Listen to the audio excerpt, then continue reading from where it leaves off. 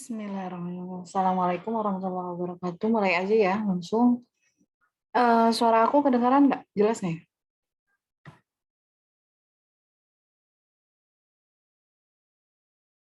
Tes, tes. Lalu kedengaran nggak ya Jelas, suaraku? Kak. Kadang-kadang suaraku suka sember-sember gitu kan ya. Jelas kok, Kak. Jelas. Tapi aku nggak bisa dengar.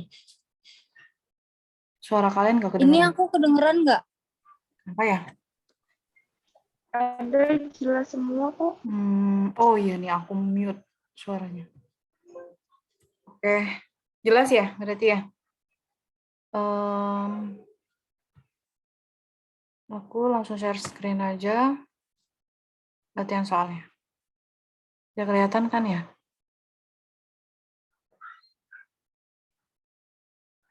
Oke, nomor 1.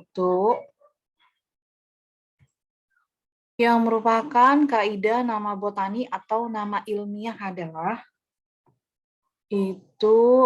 di taksonomi. Halaman berapa ya? Kaidah. Nih ya. Yang termasuk kaidah nama botani atau nama ilmiah adalah jawabannya yang A. Yaitu setiap takson hanya boleh, ini nomor 3 ya, setiap takson hanya boleh memiliki satu nama yang benar dan sah. Kalau yang lainnya itu bukan kaidah, tapi penamaan ilmiah. Tata nama atau tata cara penamaan. Yang B, yang C, yang D, dan E itu tata nama atau tata cara penamaan ilmiah. Oke, nomor 1 jawabannya A. Next, nomor 2. Biar cepet ya, soalnya 30 soal. Salah satu yang merupakan kaidah nama botani atau nama ilmiah. Masih yang itu ya. Masih kaidah kaidah nama botani atau nama ilmiah. Masih di sini. Jawabannya nomor 2 itu nama ilmiah tumbuhan, ini yang nomor 4 di sini, poin nomor 4. Nama ilmiah tumbuhan terpisah dengan tata nama hewan. Jawabannya yang E. Kalau yang A, yang B, dan yang C itu termasuk tata cara penamaan ilmiah. Ini ada di sini. Itu yang lainnya ya. Yang A, B, C, dan D. Selanjutnya nomor 3. Kalau ada yang salah kalian ini aja ya. Langsung apa? Langsung ngomong aja. Bentar.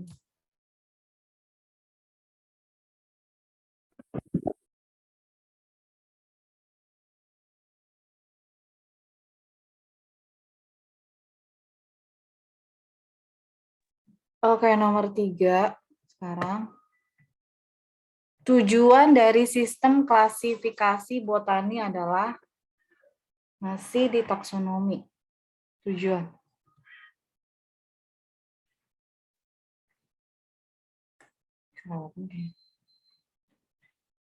Tujuan dari sistem klasifikasi.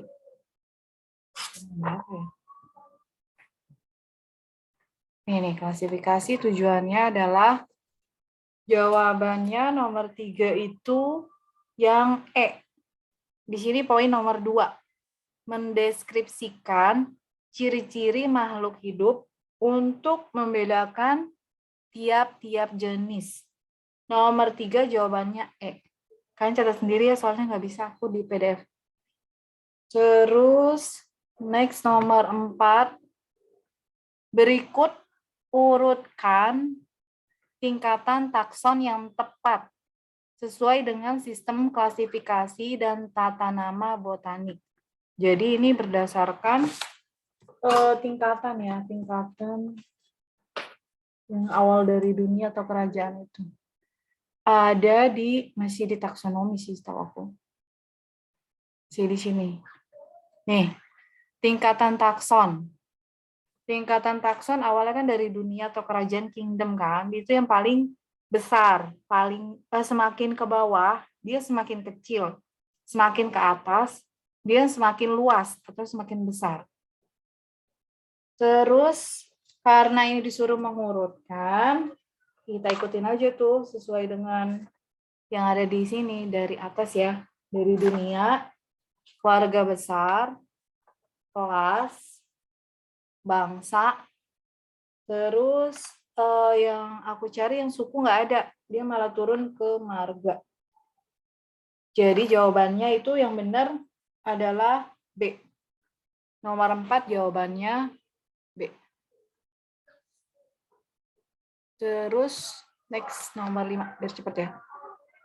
Takson yang tingkatannya lebih rendah dari family.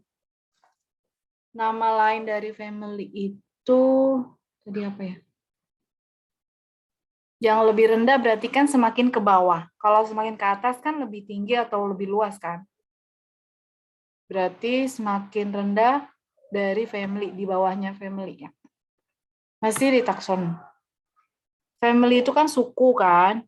Di bawahnya ada marga atau genus. Jawabannya yang B. Nomor 5 jawabannya B. Marga atau genus.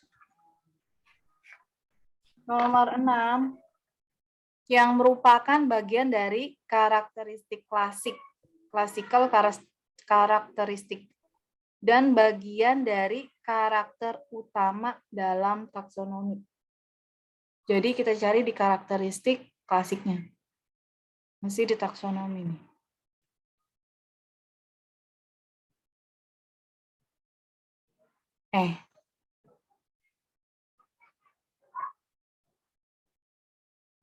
Ini. Karakteristik klasik itu ada morfologis, fisiologis, dan metabolik. Nomor 6 jawabannya karakter fisiologis, dan metabolik. Jawabannya yang D. Nomor 6 jawabannya D ya. Karakter fisiologis, dan metabolik. Selanjutnya nomor 7. Ciri suatu karakter taksonomi pada sistem klasifikasi botani di bawah ini adalah, kita cari masih di taksonomi nih, ciri-ciri karakter. Ciri karakter pada sistem. Ciri karakter pada sistem. Ini ya, karakter ya. Cirinya yaitu ada di jawabannya kalau aku yang A. Jawabannya yang E. Penampakan atau fenotip yang dapat berupa morfologi. Kalau yang lainnya itu bukan ciri ya, tapi dia itu jatuhnya menyederhanakan tadi apa ya?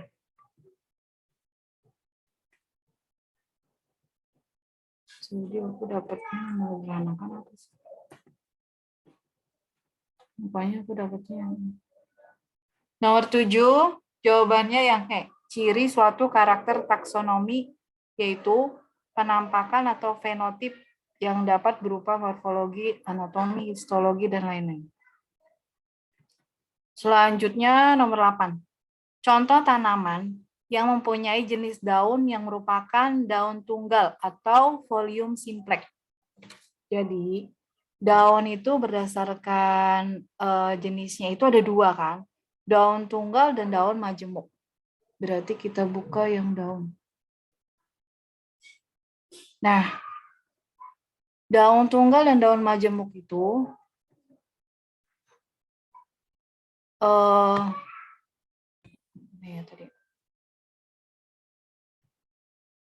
dia itu kalau yang tunggal dari helaiannya itu cuma 1. Kalau yang majemuk dari 1 tangkainya itu bisa beberapa jumlah daunnya. Maka dari itu akhirnya memang di sini aku cari sih belum ketemu contoh-contoh daun tunggal, daun majemuk.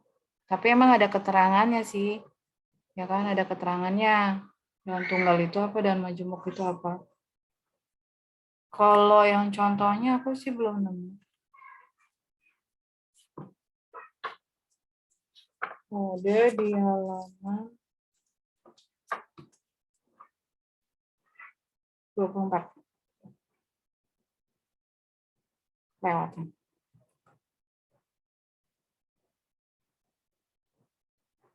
Nih ya, daun morfologi daun kan. Ada daun tunggal dan daun majemuk. Cuman emang gak dijelasin. Contohnya apa? Akhirnya aku cari sendiri kan.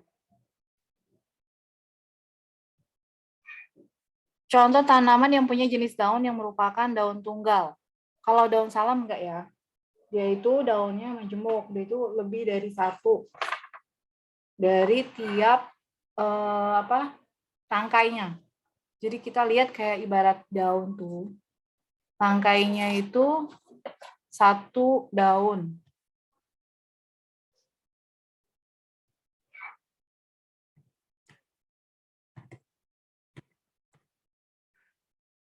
Oh, ini kelihatan nggak ya?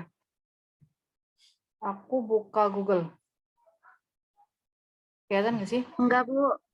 Nggak ya, berarti aku stop share dulu.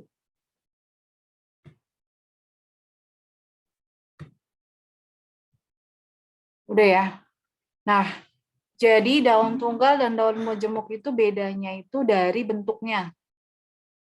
Ya, bentuknya itu kalau yang daun tunggal, setiap tangkai daunnya itu hanya memiliki satu daun. Contohnya daun tunggal itu daun tebu, daun pisang. Jangan daun tebu deh. Kurang jelas soalnya. Daun pisang.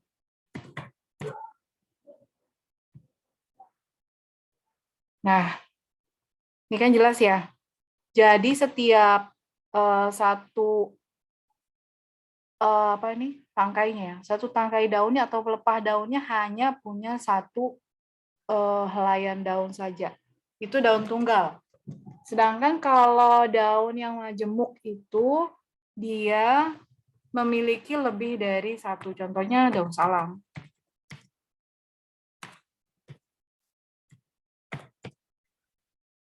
Nah, kalau daun yang majemuk tuh satu tangkainya dia memiliki beberapa helaian daun. Jadi jelas kan ya, kelihatan bedanya. Terus langsung ke aku stop share dulu berarti.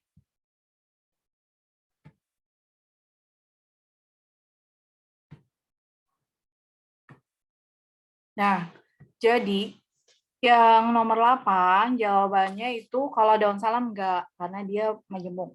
Putri malu juga bukan, sama dia banyak daun dari helaiannya. Daun mawar juga bukan. Daun kemuning, apa sih belum buka daun kemuning? Enggak. Tapi aku jawabnya daun mangga.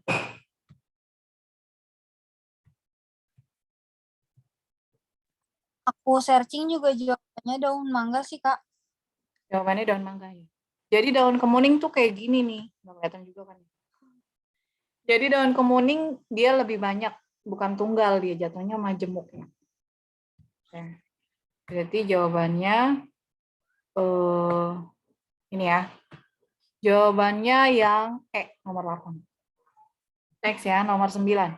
Contoh tanaman yang mempunyai jenis daun yang merupakan daun majemuk. Masih ya, daun majemuk itu yang mempunyai lebih dari satu helaian daun pada tangkainya kan. Nomor 9 itu jawabannya daun randu.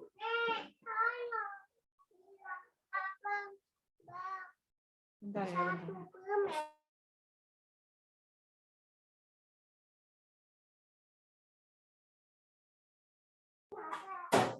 Nah, aku jawabannya daun randu. Bentar.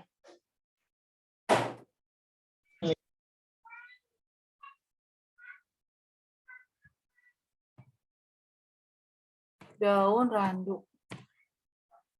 Nih, aku buka share screen dulu. Ini harus bolak-balik kayaknya nggak ke-share dia. Daun randu tuh kayak gini kan. Jadi dia lebih dari satu helai daun pada tiap tangkainya. Maka dia disebut daun majemuk.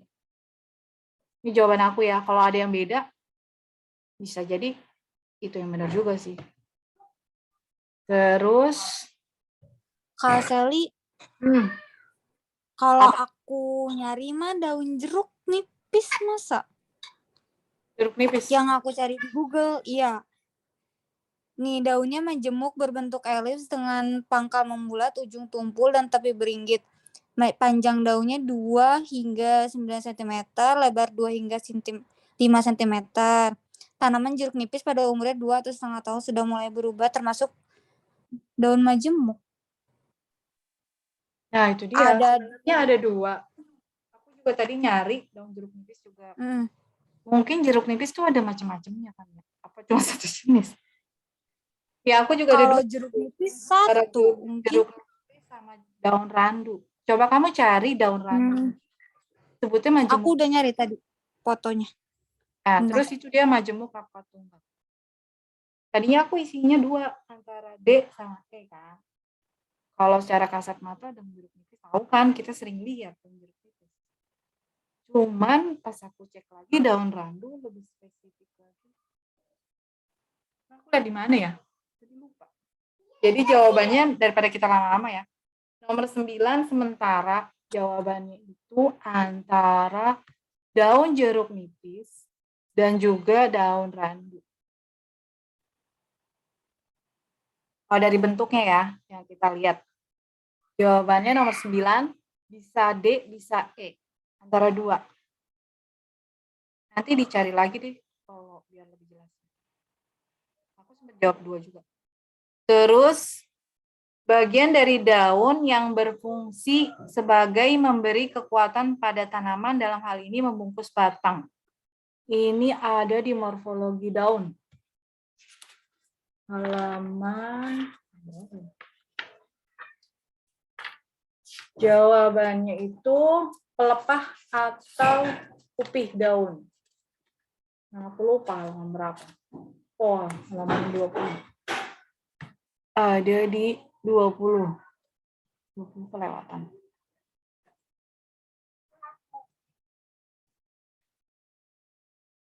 Nih ya.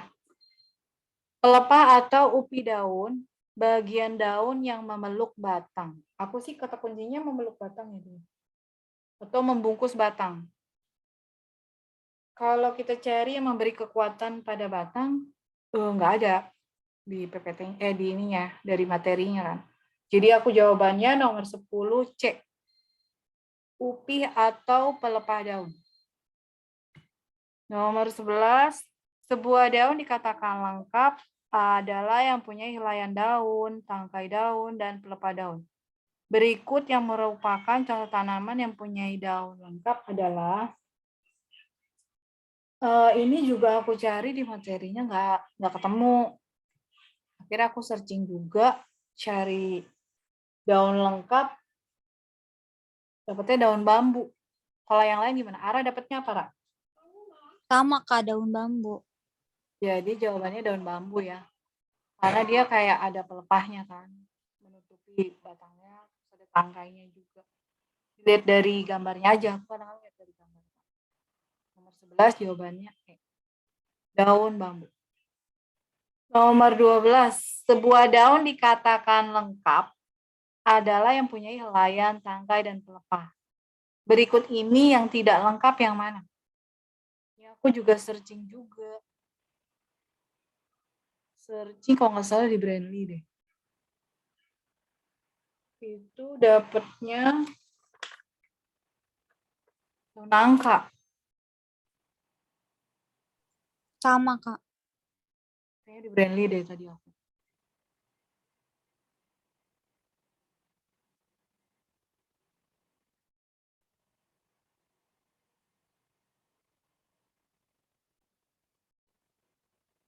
Nih. Daun nangka, daun tidak lengkap.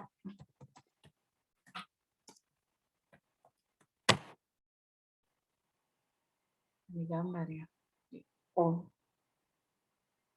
Nah, isinya juga nih di Brandly. Tapi emang Brandly itu nggak 100% ini ya. Ya. Bisa ada kemungkinan salah. Tapi ya daripada nggak ada jawabannya. Disebut tidak lengkap karena hanya memiliki tangkai dan helaian daun saja. Contohnya adalah nangka. Ya. Selanjutnya nomor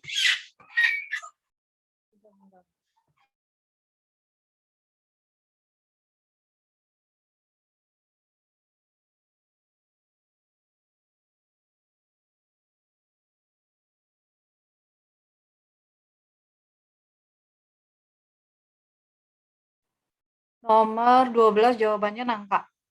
Nomor 13. Berikut mana yang merupakan dari tanaman yang susunan tulang daunnya bertulang menyirip. Aku cari juga nih di morfologi daun. Contohnya nggak ada. Belum ketemu, contohnya belum ketemu. Jadi aku cari sendiri. Daun menyirip yaitu daun mangga. Kalau dari morfologi itu ada di akhir-akhir deh. Itu ada daun menyirip, nanjat, ya kan? Itu ada di halaman. Wah nih, 38. Ada di slide 38.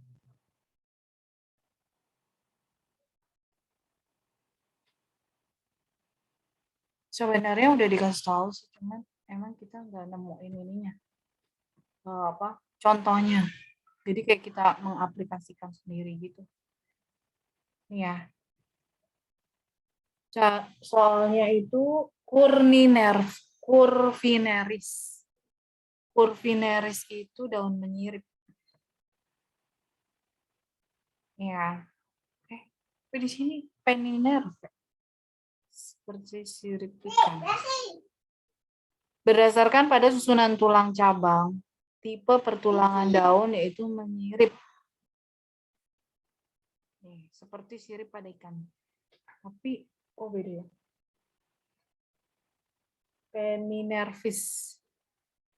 Penninerve sama sih ya, persis. Terus nggak ada contohnya. Akhirnya aku cari lagi kan.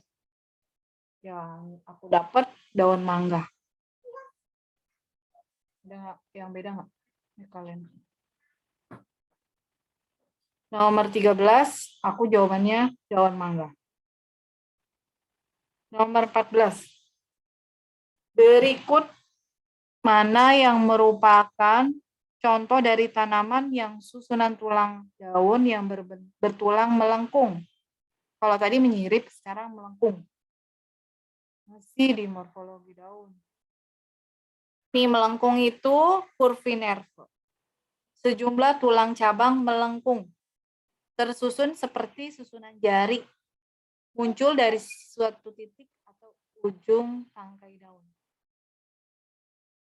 Jawabannya gajah. Jadi kan dia kayak melengkung gitu kan. Aku searching di Google juga yang ini.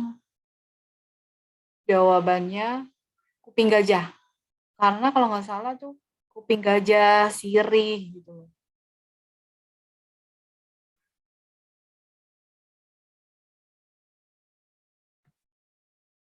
Ya, aku cari di sini. Daun melengkung.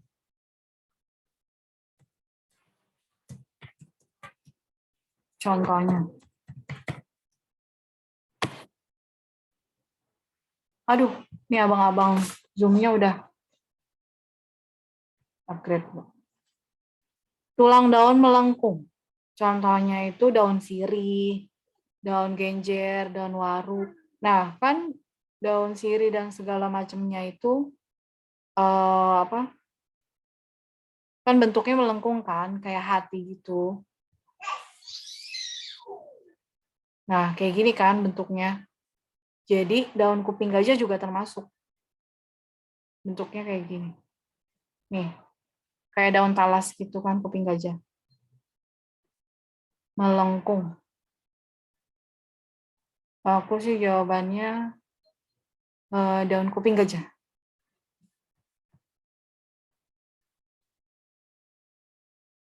Ada yang beda nggak sih? Udah pada ngerjain kan ya? Sama. Ah, kenapa? Siapa tuh? Mami ya? Sama Bu, kuping gajah. Kuping gajah ya, sama ya. Oke. Nomor 15. Nanti ini zoom-nya ketutup sendiri. Nggak apa kali ya? Apabila diperhatikan berbagai jenis tumbuhan, maka ada tumbuhan yang batangnya tampak jelas dan ada yang tidak tampak jelas. Manakah di bawah ini contoh tumbuhan yang tidak jelas batangnya? Kalau yang bayam, jelas batangnya. Terus krokot juga jelas. Durian juga jelas. Padi juga jelas. Jadi aku jawabannya tapak liman. Karena tidak ada di contoh yang batangnya jelas. Emang sih di materi nggak dijelasin batang yang tidak jelas itu apa aja, contohnya nggak jelasin. Yang dijelasin yang batangnya jelas aja kan. Jadi kecuali yang ada di batangnya jelas berarti tapak lima. Yang 15, nomor 16. Berdasarkan arah tumbuh batang, berikut contoh dari tumbuh batang yang memanjat. Kalau di morfologi batang ya, itu menanjat.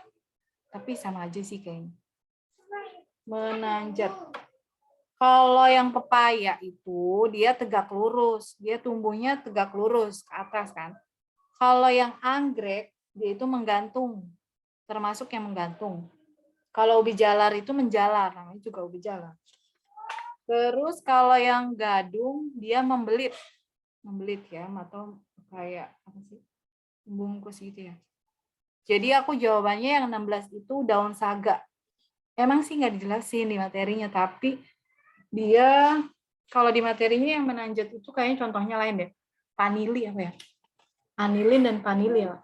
Tapi karena yang lainnya udah punya masing-masing contohnya, akhirnya aku pilih daun saga. Terus yang nomor 17, tadi 16 jawabannya daun saga ya, D. 17, berdasarkan macam-macam cara percabangan. Berikan contoh tanaman di bawah yang merupakan percabangan simpodial. Kalau ini ada nih. Jawabannya sawo manila. Ada di materi kalau ini. Percabangan kalau nggak salah di batang. Batang dan akar. Halaman ya.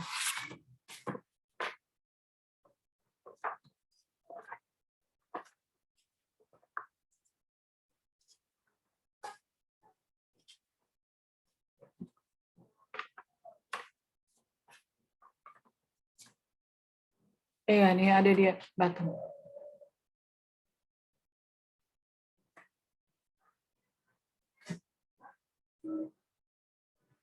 Ini nih. Simpodial kan. Percabangan simpodial contohnya yaitu sawo manila. Ini ada ya di materi. Selanjutnya nomor 17. Berdasarkan arah tumbuh cabang dibagi beberapa macam, salah satunya condong ke atas atau paten. Manakah contoh di bawah ini?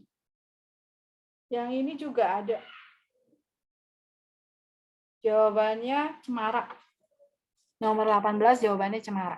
Ini juga ada di condong ke atas. Terus 19, berdasarkan panjang dan pendeknya umur tanaman dibedakan beberapa macam. Salah satunya tumbuh bienial. Manakah contoh di bawah ini? Bienial itu artinya 2 tahun. Jadi umur tanamannya itu 2 tahun. Itu ada di morfologi batang juga. Morfologi batang tadi yang simpodial turun dikit.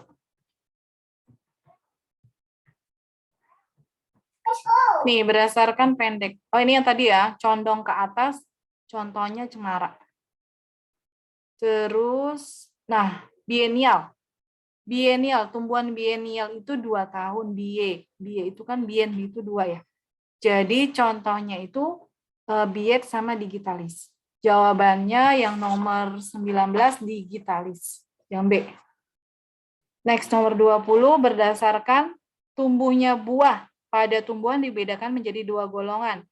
Jadi berdasarkan tumbuhnya buah ada 2, yaitu buah semu dan buah sejati. Terus buah semu juga ada buah semu tunggal dan buah semu ganda. Aku jawabannya yang B, buah RB. RB, sebenarnya RB itu tuh tipe gitu. Ada di morfologi buah dan biji. Itu halaman berapa ya? Buah RB.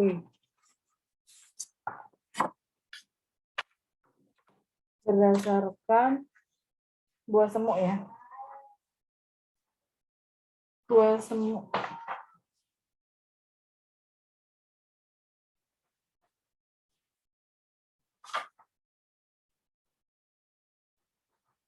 Di 16, slide 16.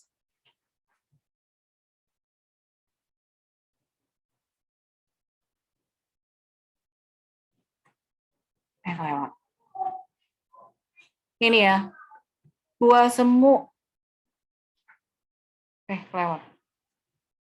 Buah semu ganda, contohnya yaitu RB atau Fragaria vesca. Jadi nomor 20 jawabannya RB. B. Berdasarkan tumbuhnya buah, pada tumbuhan dibedakan menjadi 2 golongan. Salah satunya buah sungguh. Buah sungguh itu sebenarnya buah sejati kan, yang merupakan buah sejati tunggal kering. Kalau yang mangga bukan tunggal kering ya, dia tunggal berdaging. Kalau pepaya juga tunggal berdaging, durian juga tunggal berdaging, kelapa juga dia ada di materi, dia tunggal berdaging. Sebenarnya yang benar itu buah kacang pohon, atau nama lain latinnya itu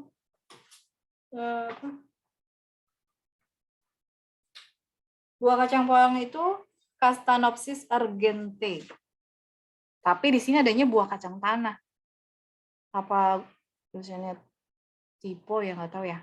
Jadi aku jawabannya D, buah kacang tanah. Kalau yang lainnya berdaging. Terus nomor 22, berdasarkan tumbuhnya buah pada tumbuhan dibedakan menjadi golongan. Yang termasuk buah sejati majemuk adalah nomor 22, jawabannya pandan. Ini ada di materi juga. Sebenarnya bukan pandan doang, pandan duri. Aku searching dia namanya Pandanus tectorius, bukan pandan doang. Dia pandan duri, tapi sama aja kali. Dia termasuk kelompoknya pandan. Jadi nomor 22 jawabannya A. Nomor 23, nah ini rada bingung. Tapi nggak apa-apa. Berdasarkan alat-alat kelamin yang termasuk bunga mandul. Jadi bunga mandul itu dia tidak mempunyai alat perkembangbiakan sama sekali. Tidak punya putik dan tidak punya benang sari. Itu disebut bunga mandul. Contohnya yaitu bunga matahari. Yang 23D. Oh, ini nanti kalau zoom-nya mati, mohon maaf ya. Terus nomor 24. Yang mana yang merupakan berkelamin ganda? Jawabannya 24A, terong. Nomor 25, bunga jagung termasuk bunga majemuk apa? Aku jawabannya A, bunga majemuk tak terbatas.